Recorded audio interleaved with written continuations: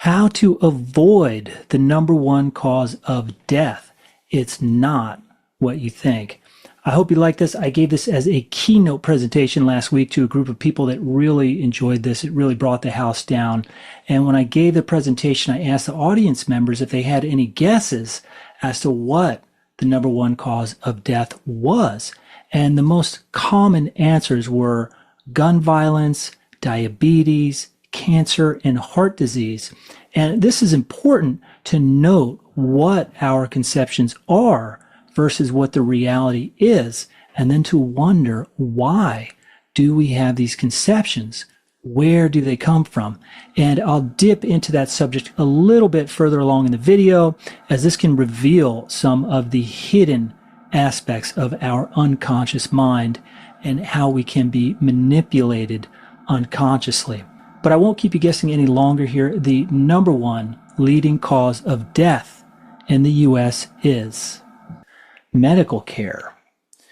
And don't let the smiles fool you. And of course, some of you may be doubting this claim, but you might be aware, if you're someone who pays attention to these topics, that the mainstream medical system and the mainstream media has acknowledged that medical care is the third leading cause of death in the United States. A few years back, CNBC reported that medical care was the third leading cause of death in the United States. And this was based on a Johns Hopkins study, which claims that more than 250,000 people in the U.S.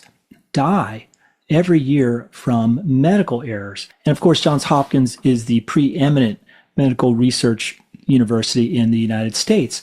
And it's important to note here that medical errors are just part of the problem here, as a medical error is defined as the failure of a planned action to be completed as intended, meaning an error of execution or the use of a wrong plan to achieve an aim, such as an error of planning. But there are many other ways to die from medical care besides medical error.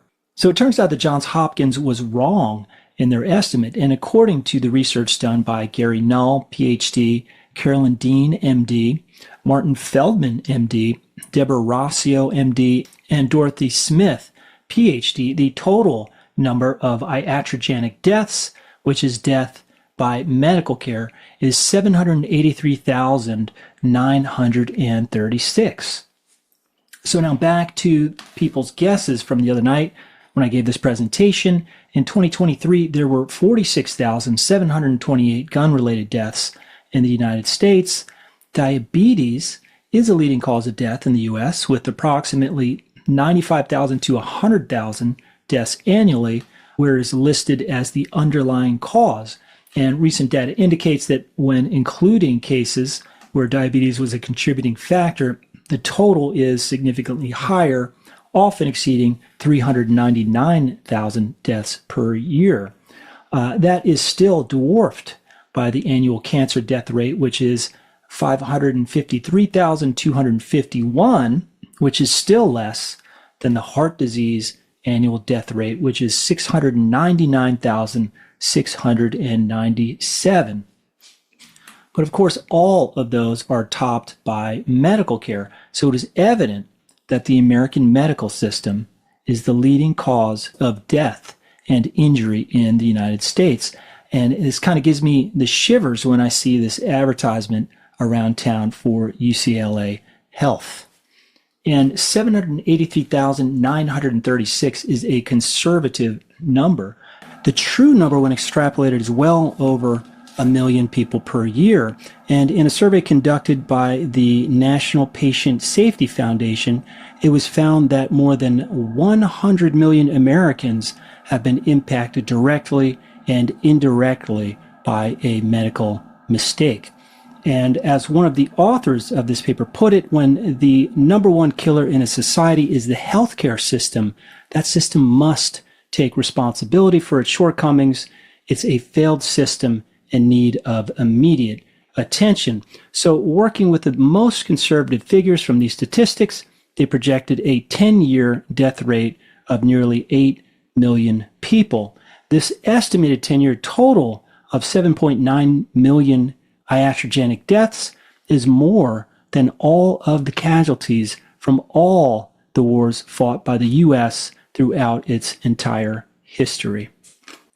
This is the equivalent of 6 jumbo jets falling out of the sky each day. And again, this is a conservative number, as statistics show that as little as 5% of medical errors are actually reported. What's even more incredible is that these figures show that an estimated 164 million people, more than half of the total U.S. population, receive unneeded medical treatment over the course of a decade. And I won't go into the data in this video on how chemotherapy and radiation actually cause cancer and how a good portion of the deaths attributed to cancer should be attributed to medical care, not to mention the deaths from some other medical procedures that have been attributed to an alleged infectious disease.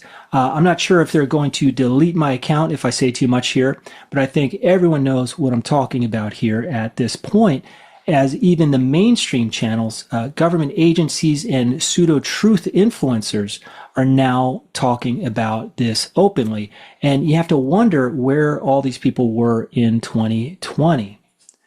So how can this be? It's hard to imagine how we've come to find ourselves in a situation where we can't trust the mainstream medical system. But when you start to peel back the layers of corruption, you start to get the picture of how we found ourselves in this situation. And this article here explains how 2.7 million people each year who have been correctly prescribed medication experience a serious adverse reaction, and how at least 128,000 people die each year from this, which matches stroke as the 4th leading cause of death in the United States.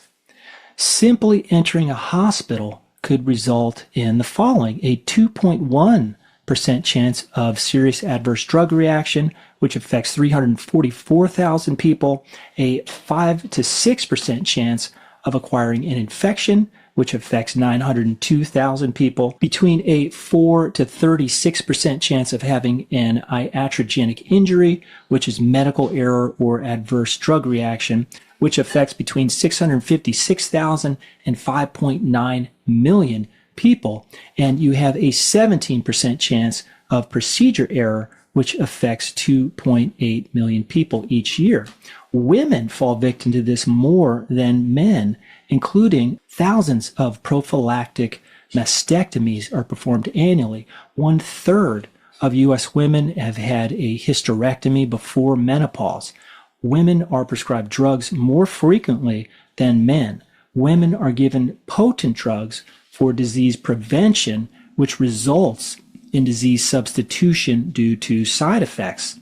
Fetal monitoring, which is unsupported by studies and not recommended by the CDC, confines women to a hospital bed and may result in a higher incidence of cesarean section.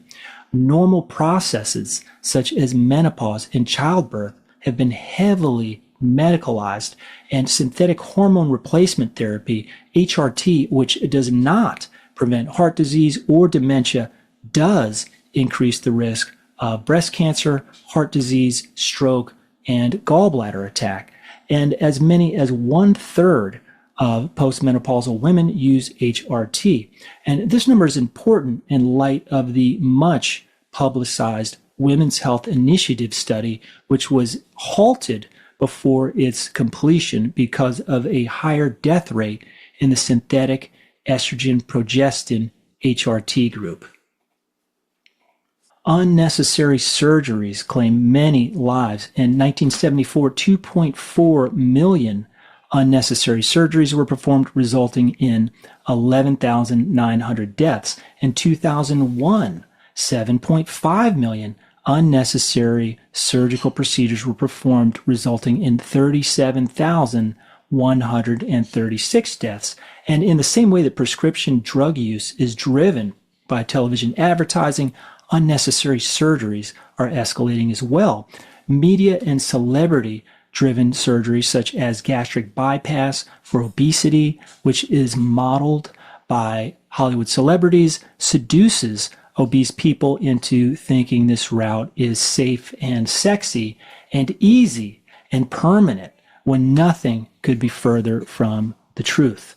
And of course, we've heard many gruesome tales about surgical instruments and sponges being left inside people after surgery. And unfortunately, these aren't isolated incidents. The Federal Agency for Healthcare Research and Quality found that this mistake occurs 2,700 times a year in the United States. And as Gary Null puts it here, the cumulative daily effects of steaks and colas and pizzas and pollution and computers and cell phones and pesticides places us in a toxic soup environment. And instead of cleaning this up, many turn to medication for help. And drug companies are paying our legislators, television and radio stations, schools, and news outlets to keep this information from you. You are Big Pharma's client. Big Pharma wants your account, and they pay the quackbusters to attack anyone who tells you the truth about what is really making you sick enough to seek expensive, quote-unquote, care from the number one source of fatalities in America. Care that might readily kill you and your loved ones. Death by medicine. And if we are still plugged in to the mainstream society on any level through the healthcare system, the mainstream news, TV programming, and the mainstream school system, we tend to develop this cognitive dissonance because what is portrayed in the mainstream is that this is somehow normal. Like it's normal to die from medical care. I mean, come on, even Michael Jackson did it. And it's the same psychological mechanism that death cult leaders like Jim Jones used to persuade his followers to drink his poison Kool-Aid, which resulted in their deaths. And that psychological divisions of the military, guided by think tanks such as the Rand Corporation, used so effectively during the COVID operation and its many aspects to encourage people to protect themselves from an alleged deadly disease. And at the end, I'll share a truly frightening story that one of the audience members shared with us the other night that really demonstrates this cognitive dissonance and why it's so dangerous. And this isn't just a bunch of random conspiracy theory. Even former insiders are coming out about this dilemma. This is Dr. Marcia Angel, who was the former executive editor of the New England Journal of Medicine, which is arguably the most prestigious medical journal in the world. And she is saying that it is no longer possible to believe much of the clinical research that is published or to rely on the judgment of trusted physicians or authoritative medical guidelines. And yet we still line up desperate to get some of this so-called medical care. And the question then becomes why? And this can be a very deep subject with many aspects to it, but I'll outline a few of them here. And I'm going to shift gears and talk a little bit about the mind. And in a basic sense, we can talk about the conscious mind and the unconscious mind.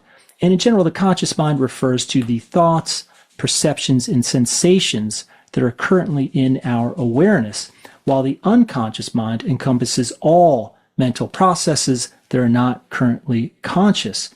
And some estimates suggest that the conscious mind represents only about 5 to 10% of the total mental activity, with the remaining 90 to 95% being unconscious.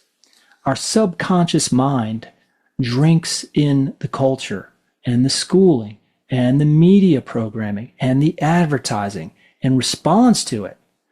The question you want to ask yourself is who or what is doing the programming. As Dr. Joe Dispenza explains, 95% of who we are by the time we're 35 years old is a memorized set of behaviors, emotional reactions, unconscious habits, hardwired attitudes, beliefs, and perceptions that function like a computer program. So a good portion of what I do is help people to deprogram their minds from the conditioning that we have received from our schooling and from our entertainment, where we are taught to believe that modern Western medicine is the apex of health and healing and civilization, when in fact it is the exact opposite of that. Our subconscious mind is being programmed by huge corporations with limitless advertising budgets to eat fast food, to drink poison drinks, and take drugs. One relevant example of this is in the US, 70% of the advertising and network news programming in non-election years is from pharmaceutical companies. And in the US, 70% of the people are taking at least one prescription drug. And it would be a mistake to think that any of us are not susceptible to this kind of mind manipulation. These advertisers know what they're doing. Here's what Edward Bernays had to say about it. Bernays is known as the father of modern public relations, or what used to be called propaganda. And Bernays was the nephew of Sigmund Freud, and Bernays used many of the psychological motivators that Freud uncovered to push the products that have poisoned and maimed us over the last century. So just watch the advertisements for any of the antidepressant drugs being currently advertised. For example, people seeking a more joyful existence and relief from worry, stress, and anxiety are frequently swayed by the messages endlessly displayed on TV and billboards. And often, instead of getting relief, they fall victim to the myriad of iatrogenic side effects of antidepressant medication. And just note that when they tell you the side effects during these commercials, they often show a pastoral scene of beauty or a joyful activity at the same time. So you will equate the obligatory warning of danger with a pleasant memory. And we know that the General Accounting Office, an agency of the U.S. government, found that of the 198 drugs approved by the FDA between 1976 and 1985, 102, which is 51%, had serious post-approval risks. The serious post-approval risks included heart failure, heart attack, anaphylaxis, respiratory depression and arrest, seizures, kidney and liver failure, severe blood disorders, birth defects, fetal toxicity, and blindness. And there are many examples of the dangers of these drugs and the outright criminality of the pharmaceutical companies that manufacture and market these drugs. One of the most blatant examples was the prescription pain reliever Vioxx.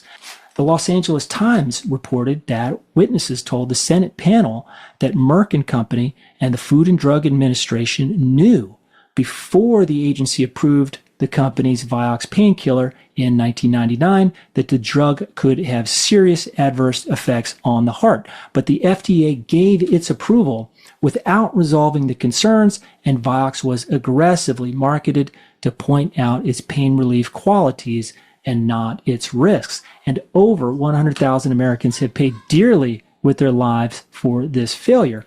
And not only did the FDA ignore known risks from Vioxx and related drugs, but it tried to prevent researchers from publicizing their own research that proved the extent of these risks. And it's not just Vioxx. NSAIDs, which stands for non-steroidal anti-inflammatory drugs, rank first among commonly prescribed drugs for serious adverse reactions. And as it has been estimated conservatively, that 16,500 NSAID-related deaths occur among patients with rheumatoid arthritis or osteoarthritis every year in the United States. And this figure is similar to the number of deaths from AIDS and considerably greater than the number of deaths from multiple myeloma, asthma, cervical cancer, or Hodgkin's disease. In 10 years' time, NSAIDs killed 2.5 times as many people as were killed in the 10 years of the Vietnam War. The British Medical Journal warned that women who took painkillers like Advil, Motrin, and Naproxen had an 80% higher risk of miscarriage than the women who avoided these medications. And more recently, of course, we have the #1 doctor recommended pain relief brand being linked to autism, liver failure, and death. Now, I realize some people might think that these adverse reactions are worth the risk until they realize that not only are these drugs dangerous, but also they don't work. In 2003, Dr. Ellen Roses, a senior executive at GlaxoSmithKline, Britain's biggest drug company, admitted that most prescription medicines do not work on most people who take them. 90% of these drugs only work for about 30 to 50% of the people that take them. And that really just makes most drugs less effective than a placebo. And so the way to avoid the leading cause of death in the United States, Nancy Reagan said it best, is to just say no to drugs and medical care. And so, of course, we all have health issues that come up with ourselves and with our families, and you may find yourself in a position where you don't know how to take care of yourself or your loved ones. And that, of course, can be a dangerous place to be, because as we've seen here, healthcare does not equal health. And not knowing how to take care of yourself and your family's health keeps you trapped in the medical matrix. But there is a way out, and I've been able to successfully navigate the way out of it for myself and my family and my clients through natural healing. And I mean completely out of that matrix where I canceled my medical insurance and turned my back on the big pharma medical matrix many, many years ago, literally saving hundreds of thousands of dollars on worthless health insurance, not to mention the time and grief and heartache. And I've had quite a few clients do the same by educating themselves how to properly take care of themselves and achieve true health freedom and sovereignty over their lives. If you want to know more about how I was able to exit the medical matrix, there will be a link below that will take you to a recent masterclass I gave that outlines the process we use to help people unwind their disease. If this is something you want to learn about, just click the link below. And now I just wanted to share the frightening story I mentioned at the beginning of the video that one of the audience members bravely shared with us about his personal brush with death by medicine. And this person shared with us that he was having some pain in his kidney, and he obviously didn't know what to do about it. So he went to the doctor, and the doctor prescribed him some painkillers, which almost killed him due to an adverse reaction, as he had been taking some other medication which didn't mix well with the painkillers and was counterindicated. But the truly frightening part of this story was the cognitive dissonance that this person still has with the medical system. And he continued to rely on medications and doctors even after they had nearly killed him. And he normalized the experience and advised people, as he told the story, to keep an eye on their doctors because sometimes they make mistakes. And to me, that was just a perfect demonstration of the power of the medical matrix. I hope you enjoyed this video.